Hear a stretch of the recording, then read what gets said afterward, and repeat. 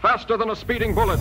I ran until my muscles burned and my veins pumped battery acid. More powerful than a locomotive. An idea is like a virus. Resilient. Highly contagious. Able to leap tall buildings in a single bound. All right, and now I am super pumped to have you on the show. Welcome to the Better Humanology podcast. I love being on your show. I'm very happy to be on it. Yeah, I'm excited to dive into this. Really been looking forward to it. Now, everyone listening knows we get started with some challenges, and we're going to throw that over to you, or some challenges and recommendations. So we're going to start with a book recommendation, if you don't mind. Absolutely. So first, I'd love to recommend my own book that's called Move into Life, NeuroMovement for Lifelong Vitality. And I'm sure we'll discuss it in the interview, but there I describe 9 fundamental ways to activate the brain for us to get better outcomes, both physically and cognitively and emotionally. So that's the first book. And staying on the topic of the brain, for people who haven't read this book yet, it's a wonderful book that talks about brain change and the whole new field that's opening. It's by Norman Doidge, and it's called The Brain That Changes Itself. Again, Norman Doidge is the author, and the name of the book is The Brain That Changes Itself. Okay, awesome. I'm writing that down. I will definitely check out that book, both of them, and I'm really looking forward to it. All right, now how about a physical challenge or something people could work on to better themselves? Okay, I'd love to do it. It will take just a few minutes. It's actually a sequence of movements, and this specific one is to, many people have tight necks and discomfort in their shoulders. So it's just to show people with those few movements, we're going to do them only to one side. The ability to turn the head and the freedom in the neck grows like really, really quickly. So first of all, this is done in a seated position, so you can sit on a chair or on a couch or wherever. Just sit with your legs comfortably, feet and knees comfortably spread. And first, just as a baseline, turn your head a little bit. Just turn your head comfortably to the right. Don't stretch. And bring it back, and then just turn it again to the right to just see how far you see without like yanking your neck hard, and then come to the middle, and then turn your head to the left, and see how you go, what you see when you turn your head to the left, and then do it again to the left, and notice that again. And bring to the right. And most people have somewhat of a difference between the right and the left. Now, very important in these few movements that we're going to do is to do them gently, slowly, to not try and go as far as you can, but just as comfortable as you are, as far as you're comfortable. And we'll talk about why that is in a bit. So now, if you can just lean, as you're sitting, put your right hand on the seat of the chair or on the couch or whatever surface you're sitting on, and actually lean on the right hand. Put some of your weight through the right hand.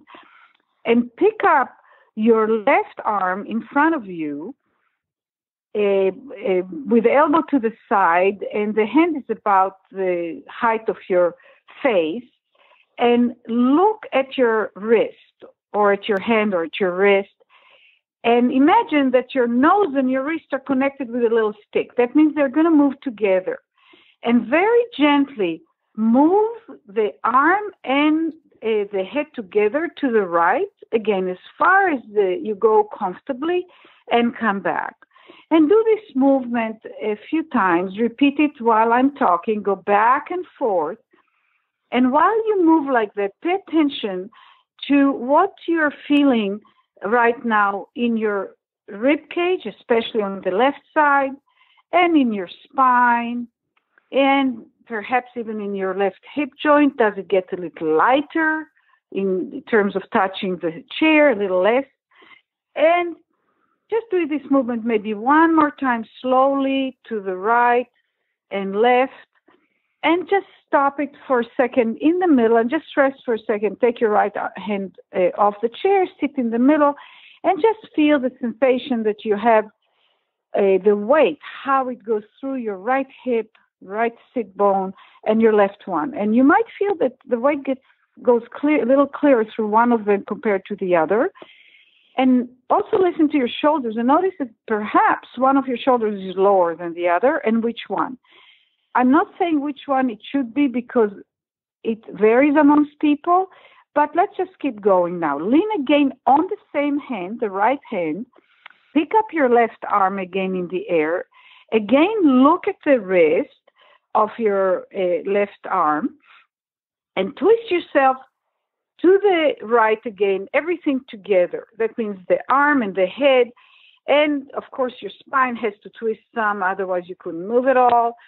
And now stay there. Stay twisted to the right, and only the head and the eyes, turn them a little further to the right and look to the right, and then turn the head relative to the arm to the left. That means the arm and the body stay twisted, and your head and your eyes are moving right and left. And now come back to looking at your wrist. You're still twisted, and keep looking at the wrist, but turn the head. That means that the eyes stay looking to the wrist, and the head goes right and left, which means that the head and the eyes are going in opposite direction. And now stop that and very slowly actually take the head to the right and actively look to the left. And in the beginning, most people get confused. It's a very unusual movement the first time. And when you turn your head to the left, look with the eyes to the right. So actively move the eyes and the head in opposite direction. And now come back to the middle and rest for a moment. And now one more movement. Bring your arm up. Again, your head and the nose are, by imagination, stuck together. And you twist them to the right. Feel if you're twisting a lot further. And now simply lift a little bit your left hip. And notice whether when you lift it, you keep the knee standing, you press under your left foot, and you rock your pelvis so the left hip comes a little bit off the floor or the left butt, and then put the butt back down and lift it and lower it. And now bring everything together, and now put your arms down and simply turn your head to look around yourself to the right and come back and see how far you see. Do it again to the right. See how far you see, and is it a lot further? And then turn your head to the left and see if it's usually also a little bit more, but not as much as to the right. All right. Putting us to work right here at the beginning. I think that's awesome. And did you feel a difference? Did you do it? Yes, I did. And did you experience a difference? Yes. In the twisting? Excellent. Yes. And I was trying to do it quietly where I wouldn't be too loud, but I think I did everything correctly. Yeah, I mean, yeah, we'll talk about even doing things correctly or not. That's awesome. I hope everyone listening is able to do that as well. I know some people are probably driving when they're doing the podcast, so do it whenever you get home or somewhere you can stop and do this. But what a great exercise. I really appreciate that. You're welcome. Okay. And is this something that you have a lot of people do when you first start or introduced or meet them, or you just want to show them how much of a difference it can really be? Yeah, this is one of the ones that I do often with people because it's easy to do and describe, and it's in a seated position and all that kind of stuff. So yes, so that is true. And they're ones that I do when yes. And the NeuroMovement for the Busy Life has 40 of those short lessons. They're a little longer than this one. There's a few more variations. and they get, people to be able to touch, bend down, touch the floor easier, twist easier. The lower back works a lot more powerfully, all kinds of stuff. Yeah. But this one is a very common one, that I use for me. So tell me a little bit more about, you just mentioned the NeuroMovement for the busy life. Can you tell me a little bit more about that? The NeuroMovement for the busy life is a program that I built a while back. We animated it, so so it's an animated figure, and it's an online program where I built it also as lessons to help people get over pain and strain and to increase their flexibility and power. So it's groups of lessons. I mean, you can either do them one after the other, just like in order, or I group them to help reduce pain in the right hip joint or the left hip joint or the right shoulder or the left shoulder or the back. Or I've done a series for the wrists because I also, not so much now, but I used to work a lot with musicians, and they have a lot of the repetitive motion injuries and the wrist pain. And these lessons are all done in sitting. So they were built while people didn't use their phones so much or tablets, but computers. And it's remarkable. And the reason the lessons are built on the understanding of what is the information that the brain needs to be able to organize those specific movements well. And when the brain gets the information it needs, it gives us the outcome we want more than when it doesn't have the information it needs, or all of it, or enough of it. Does that make sense? It does make sense. But, I want to dive into the brain a little bit more. But first, before we do that, for anyone listening, could you give us a quick introduction into who you are and what you're doing now? Okay, so my name is Anat. By the way, the NeuroMovement for just I forgot to mention, for the busy person with a busy life, I'm going to offer it to your listeners, if they're interested, to have a three months access free of charge, so they can benefit from it and learn more about Okay, awesome. their own potentiality. In the program. Okay, so my name is Anat Baniel, and I originally, as you may hear, I was born in Israel. I moved to this country in the 80s. My background is psychology, clinical psychology. I have a degree in statistics. I was also into the sciences, math, stuff like that. And I was also a dancer. So I had a debate which career to follow, and I landed on a whole new one. But my main choice initially was to become a psychotherapist, but for me, using words as the primary mechanism of communicating with another person or helping people communicate within themselves was not enough. I wanted to also use movement and the feeling of the body and the physical, what we call physical expression. And I found, actually I did his work as a child, but my dance teacher knew him as a very young child through my family, but I went and studied with Dr. Moshe Feldenkrais. I don't know, do you know of him? No, I'm not familiar. Yeah.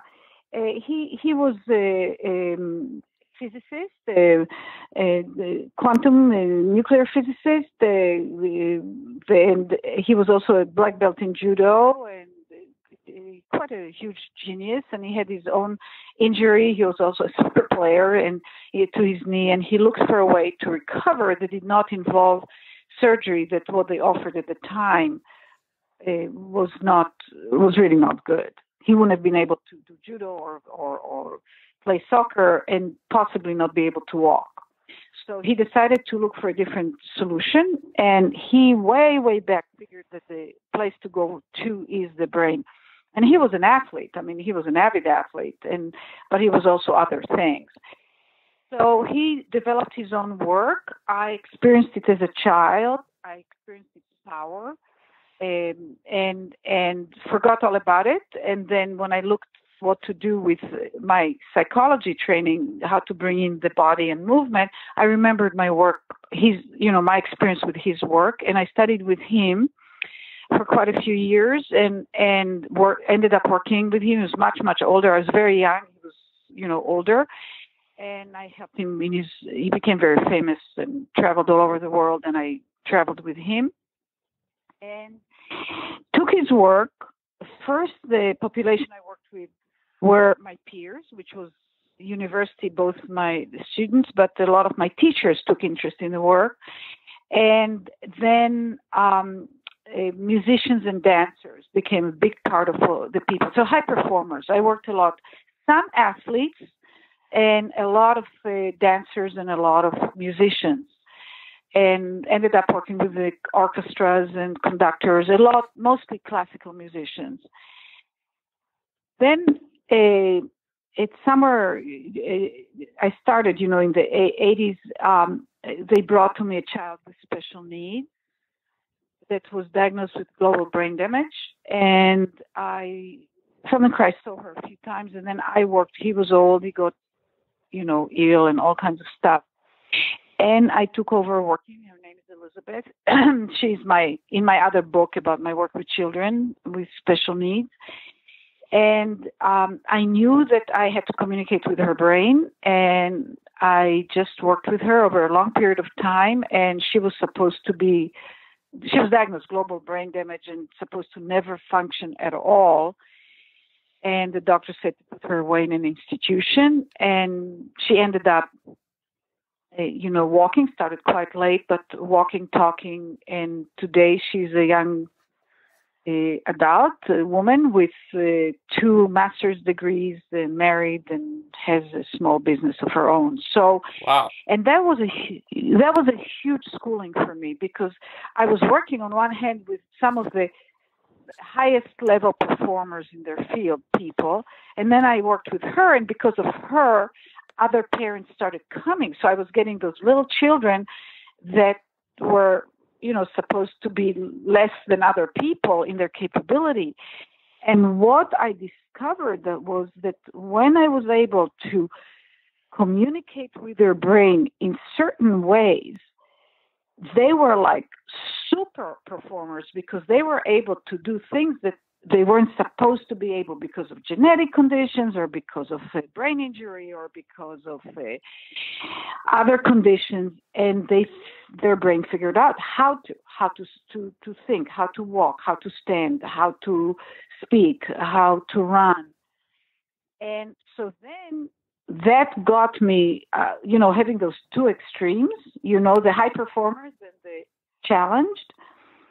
I sort of realized that I'm doing the same thing in a way with both ends of the spectrum, by accessing the brain to wake up and to start doing what it is structured to do.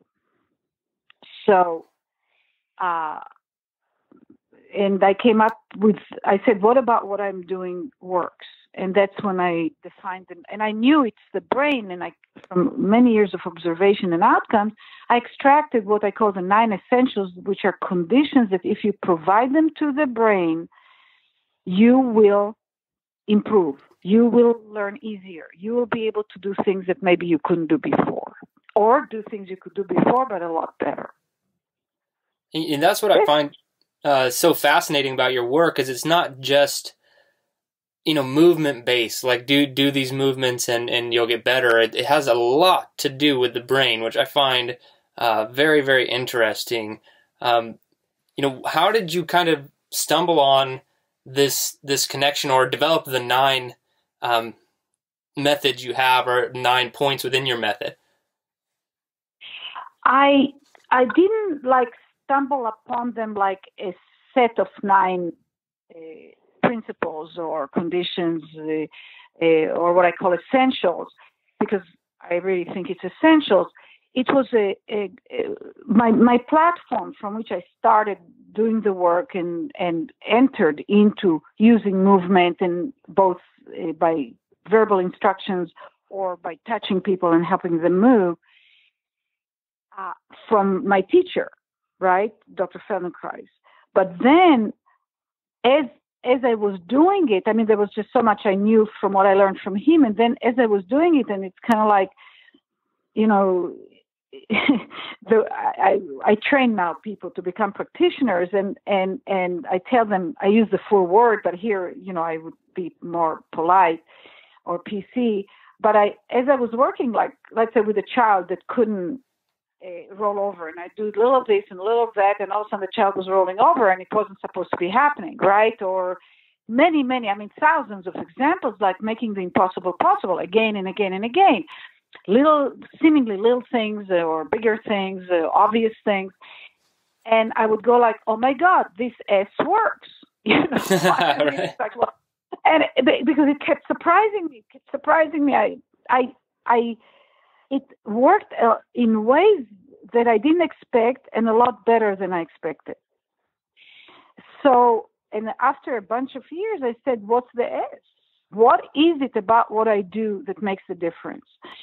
And when you read the book, especially I do it more through the book, which I call Kids Beyond Limits. By the way, there are so many children with special needs now that I just want to mention the name of this book in case anybody's listening has a child or a brother or a sister or a parent or whoever with these kind of, challenges. It's called Kids Beyond Limits. It's through the stories, you know.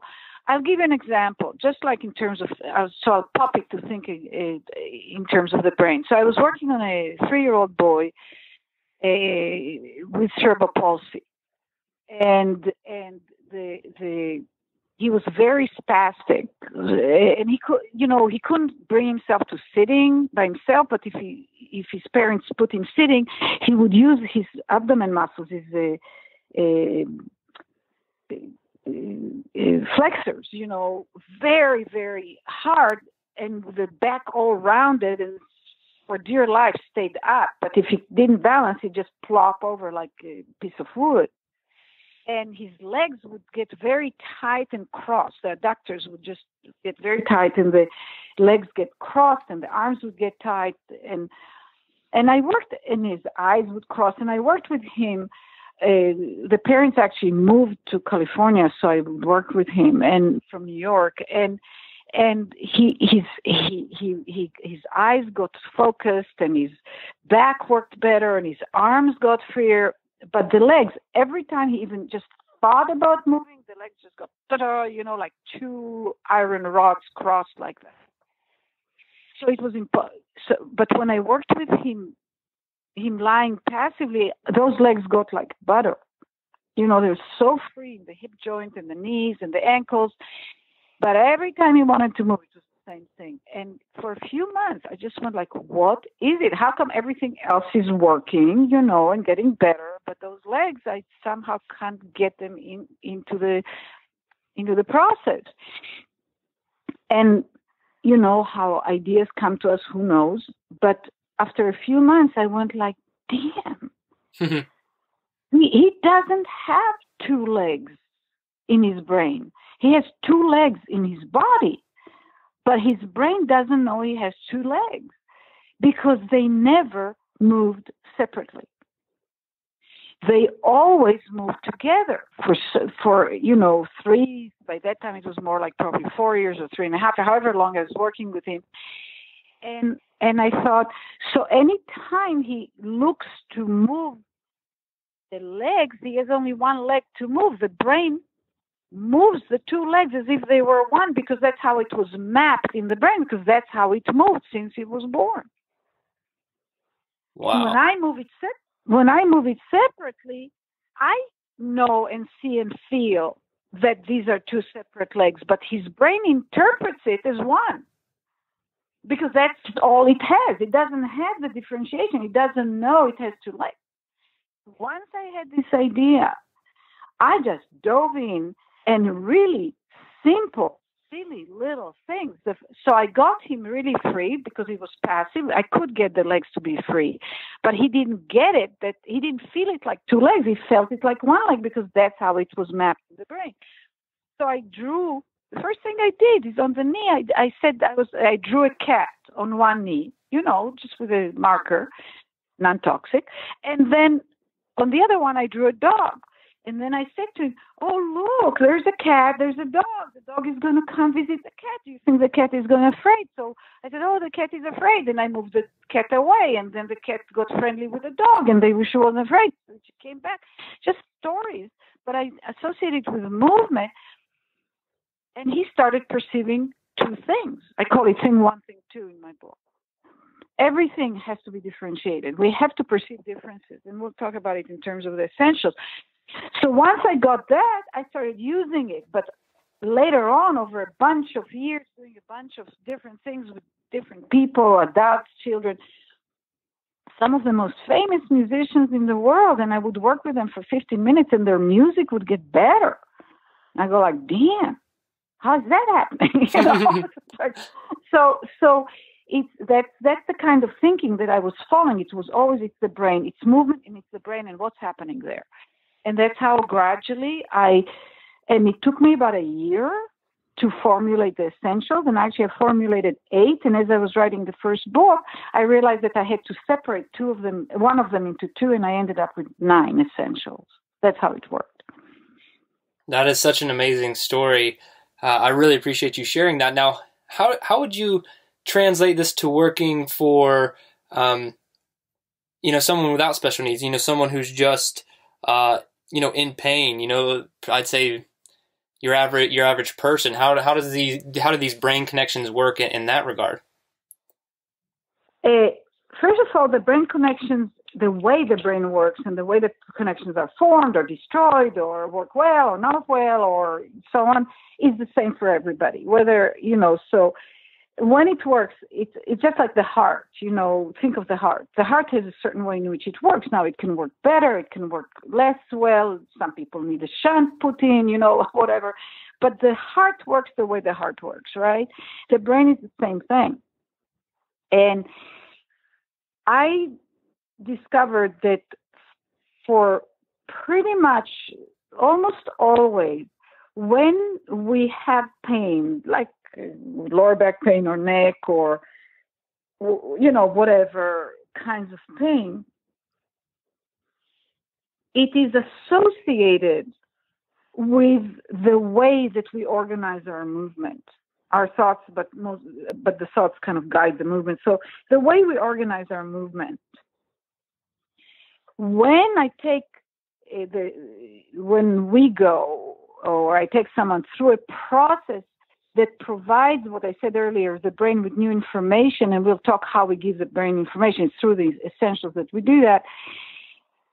The brain will reorganize, will repattern the way the movement is done. And I have, by my thinking, to assume that we always tend to adopt something that works better for us rather than worse, once we had the opportunity to experience it and trust it. Otherwise, none of us would be alive after, a few hours or days or certainly a few months or years. Because if we didn't know to select a better place to put the foot rather than a worse place to put the foot, we wouldn't learn to walk, or we would break our bones, or it's like most of us, unless we don't have this sensation, will not put our hand into the fire, right? Right. After one time, we learn. We learn to protect ourselves. So we tend to optimize ourselves. We tend to strive towards our better selves. It's just that we need the information to do it with. And when we look at pain, I'm not talking now about somebody who, was injured in the war. We can talk about that too, by the way. I have worked quite a lot with veterans, actually, starting in Israel. But just your normal person, that goes to the gym and gets pain or picks up a suitcase and the back goes, quote unquote, out, or, things like that. It's, the solution to that is pretty much giving the brain more options as how to organize the movement. The same principle is also for somebody who wants to achieve. That's how I work with high performers, or work with high performers, is taking people who are already doing it better than most anybody else in the world and giving their brain more freedom and options to even refine what they do to the next level. So it's beyond repetition. You see, repetition by itself does not necessarily generate new information. It just grooves in existing patterns very quickly. Does that make sense, what I said? Yes, that does make sense. Now, I don't know how much you mind sharing, but would you like to dive into some of the essentials? Oh, I'd be happy to. Who are the people that listen to you? Are they into fitness or? Yeah, I would say into fitness.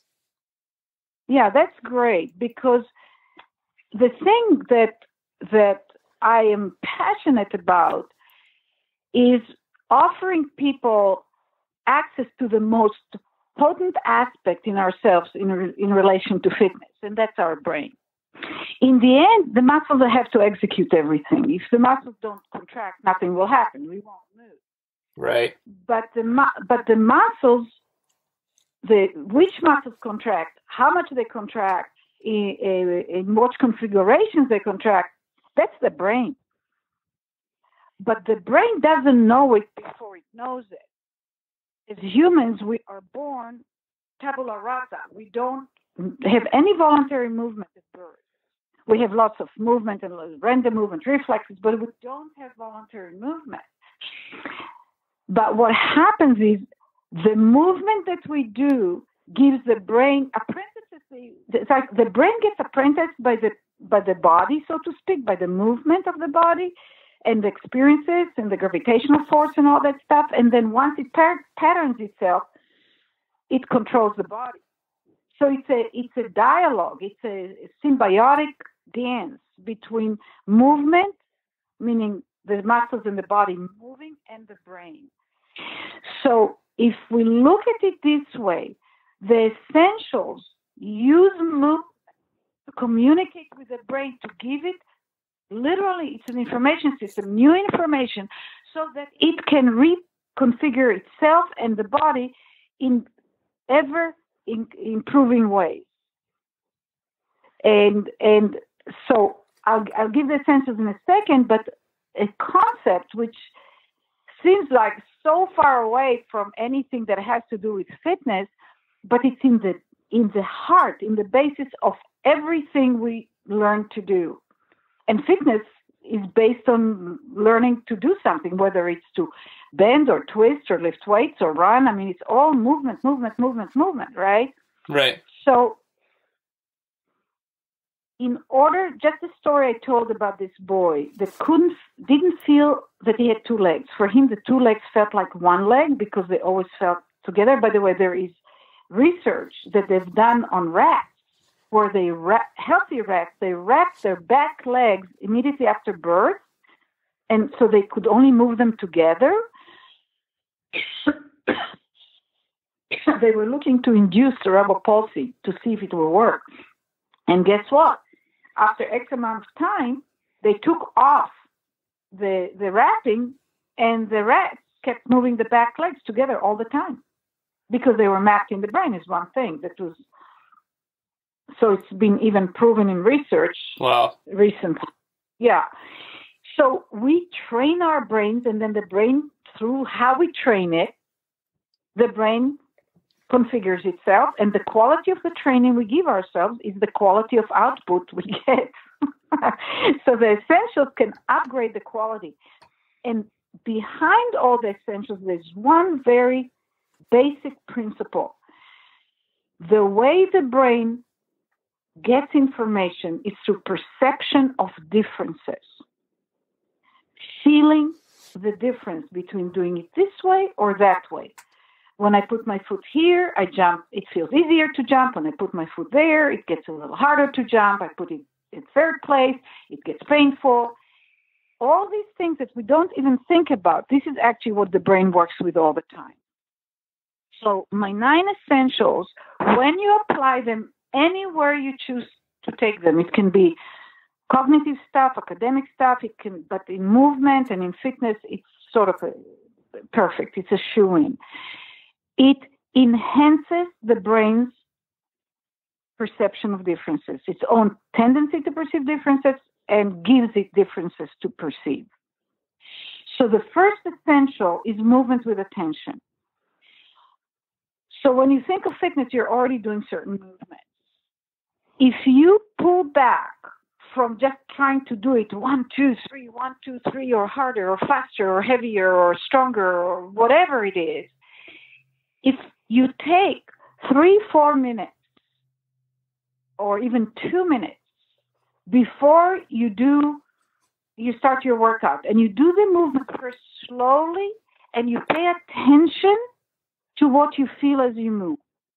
Just pay attention to what you feel. And then go back and do the movement, and you'll be doing it better. It's just how the brain works. I've done it by now probably millions of times, if I can, all the hours I've worked with people. Right. And I do it all the time. I mean, it's counterintuitive, because when we want to get fit, we want to right away jump and be strong and hard and so on. So to go, quote unquote, weaker, to put less force, because I'm talking about this is all the essentials, but to pay attention to what you feel. Because if you don't feel it, if you don't feel what's going on, if you don't feel and notice changes and differences, your brain goes on automatic. It goes what I call stupid.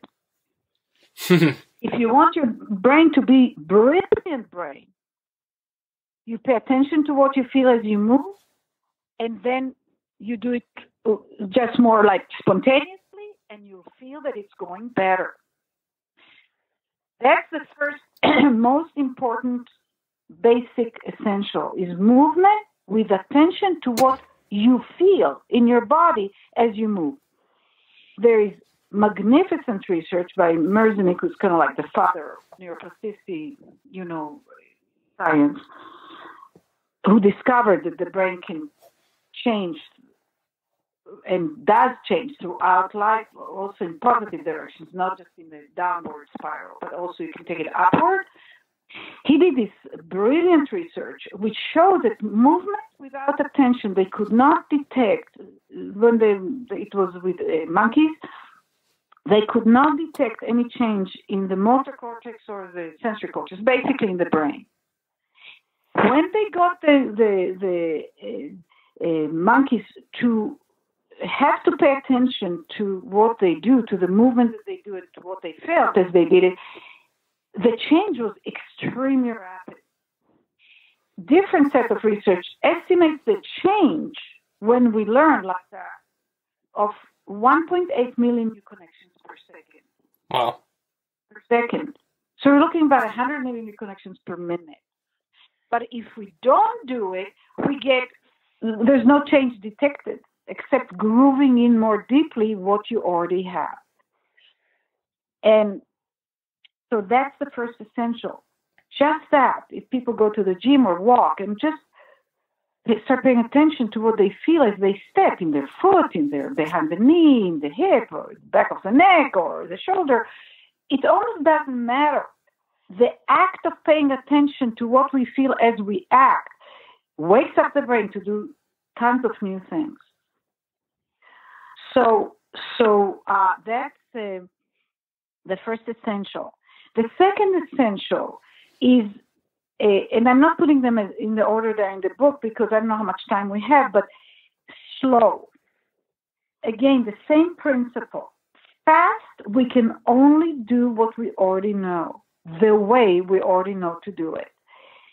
That's how the brain is built. The brain, as the connections are formed, when they're repeated, there's what's called the process of myelination, and the signals go faster and faster, get more and more what people call grooved in. And then when we act fast, the brain always defaults to the most deeply grooved patterns. That's why when we try to change habit in the beginning, if we don't keep at it in a successful way, we just go back to our old habits, right? It's not so simple because the brain is also built to create new things and it's built to create habits. So it has both inclinations. When we slow down, we can actually start noticing what's going on. We actually need to slow down. I have taken truly some of the highest performing people in the world and got them to slow down and do a few, which I'll go through in a second, and just paying attention to what they feel as they've slowed down. And it's just like breakthrough after breakthrough after breakthrough. And if people, do the NeuroMovement for, the busy life, they will feel it, provided they do it this way. So the first one is movement with attention to what you feel. It's not, you notice, you do the movement you choose to do, but the attention is to the feeling of self. This is something that's foreign to people. They keep thinking I'm telling them to pay attention to how they perform the movement. I want, yes, but also to pay attention to what you feel as you move. That's what's so powerful. That's what newborns do and little babies do. They just move and they move slowly and they feel what they do, and they're just fascinated with the sensations they get and what they see. If they don't do it, they don't develop movement. They just don't. If a child for some reason can't move like that, they just won't learn to move. That's how powerful that is. So the third one is reducing the force, the effort, which sounds so the opposite of fitness. It's like, what do you mean? I want to get stronger. Well, you do. I do. We all want to be strong. It's very valuable. The thing is that when we reduce the force with which we do what we do, we become much more sensitive to perceiving differences in what we do. It's actually a neurophysiological a principle, law of how it works. It's called the Weber-Fechner law. The more intensity we use, the more additional intensity and stimulation we need to even notice that there is additional effort or light or sound. So if you go bright light, full daylight out, and somebody turns on a flashlight behind you, you will not notice it, because the intensity of the existing light is the flashlight is too little of a difference to override the ambient intensity. Same thing is true for sound. If it's really, really loud, you can't hear somebody talking to you. You can see their mouth moving, but you can't hear. But the moment you go out to a quiet room, it's nothing. You hear it. Same thing in a dark room. You light a flashlight behind somebody, they'll jump. Same thing with our muscles. If there's a lot of intensity, a lot of effort in what we do, we can't find lighter shifts. That means that we can't calibrate and adjust and learn how to do the movement better, or how to do the movement altogether. When I work with children, let's say with cerebral palsy, they make huge efforts when they try to move. That's one of the reasons they can't learn to move. So the first thing I really make sure is that to get them, to convince them, sometimes they're like 2 years old, 3 years old. I write about it also in my book, Kids Beyond Limits.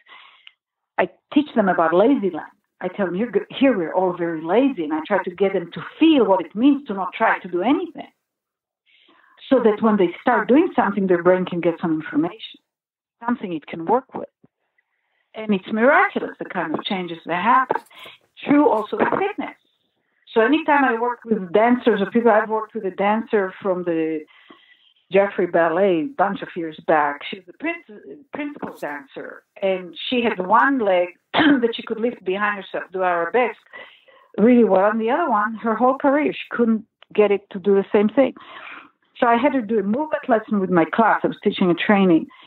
So she kind of like tenderized her a little bit, get her used to my terminology and to moving gentler and so on. And she was a beautiful mover. And then I just did something with her in standing, probably not more than 7 minutes. And her left leg, which didn't come up as high, went all the way as high as the right leg.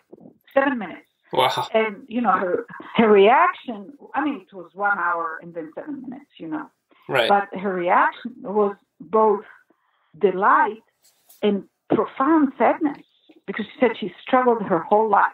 And she didn't get, yeah, because she stood by the bar and she was, oh, no, and tried to do it, but the way she was doing it wasn't going to work. It already wasn't working. She needed another way to do it. So you have to back off, slow down, reduce the force, pay attention to what you feel. And I'm going to give the fourth. Tell me, how are we on time? I don't have a watching phone. We have about 5-10 minutes. Okay. So the next one is variation. Variation is almost like saying life. Spontaneously, the brain and the body varies. There's a lot of variation. So, for example, for a child to learn to do something they can't do, healthy children do enormous amounts of variations. One way, another way, backwards, forwards. In the beginning, when they learn to stand on their feet, they say inside, outside, on the top of the foot. Not on purpose. It's just that spontaneous goes like that. And because what is variation? It's differences. It is a little like this, a little like that, a little like this, a little like that, a little like this. That's why I said to you, it'll come back to you think you did it right. I said, I get my people to do it wrong in as many ways as possible. Right. But not wrong injury, not wrong dangers, but gentle. I have in the book, the Moving to Life, a story about a world-class cellist that was in severe pain and he could barely play anymore. And I had one session with him. I was in Europe, and I was going to sing for one session. And he had the trouble for a while, of course. And I asked him to play. He came with his cello, and he was such a beautiful musician. But he was suffering, and I thought, what can I do in such a short period of time, And I thought, okay, I can't do my usual thing, one session, another session. I said, I've got to go to it like an arrow. So I asked him to play Twinkle, Twinkle, Little Star.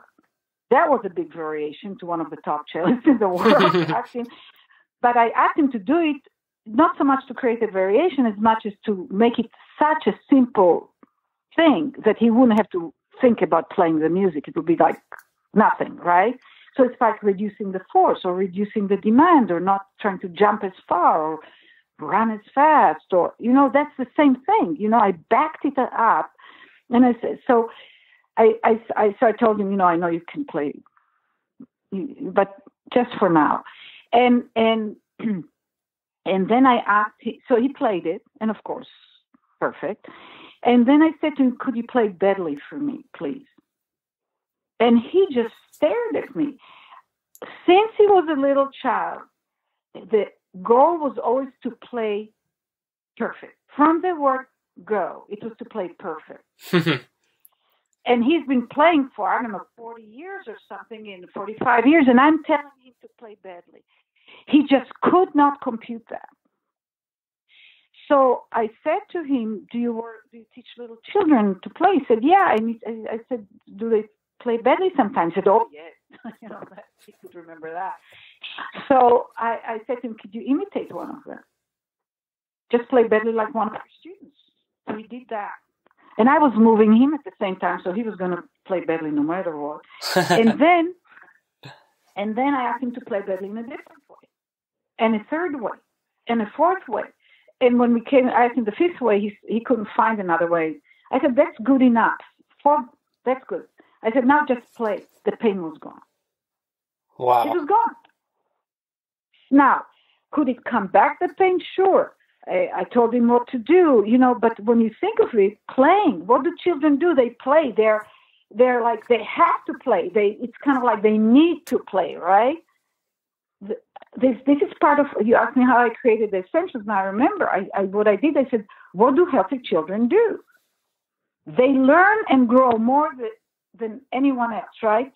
From birth till roughly age 6, 7, and then things, start very often deteriorating for a lot of kids. But so what do they do?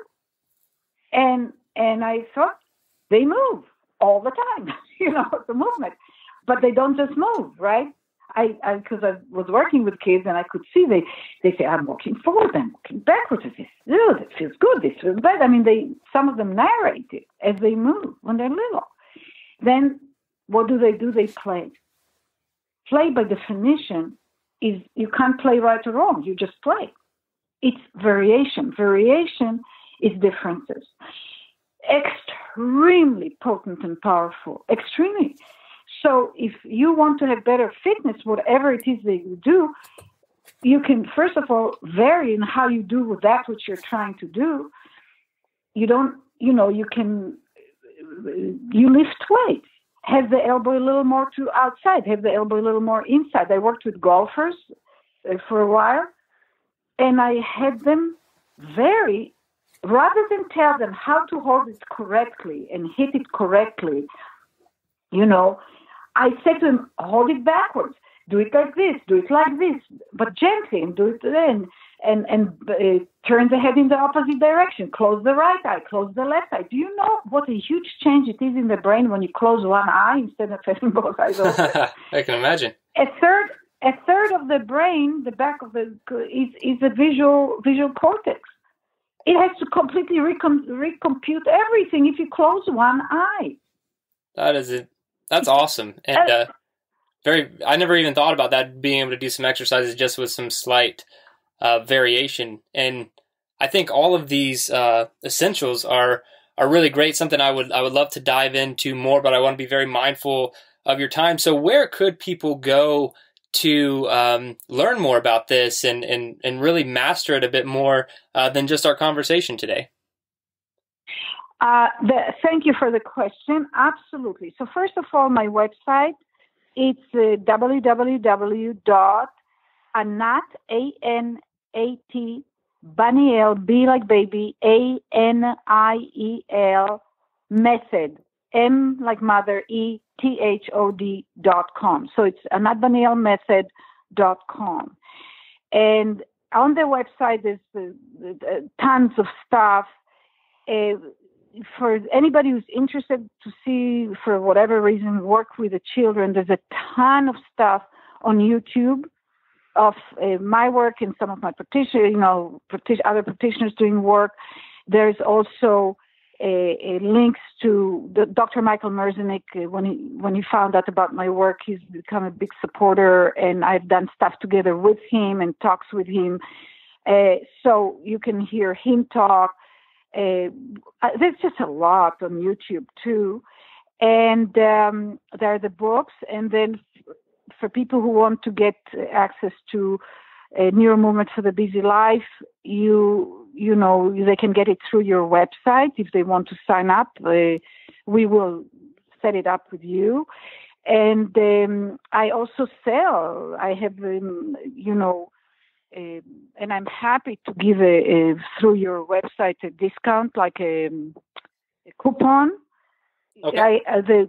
For fitness, the program I'd recommend for people to begin with is what I called a NeuroMovement for whole body brain program. And it's 4 programs.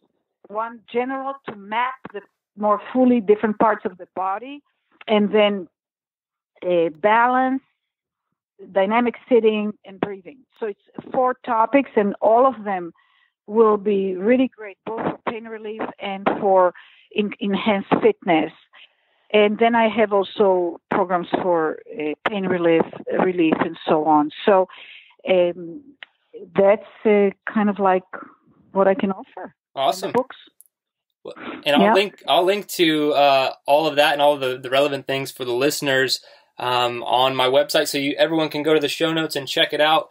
Definitely dive more into this. It's been a great conversation, Nat. I really, really appreciate your time today. I appreciate your time, Jared. And for your interest and curiosity. I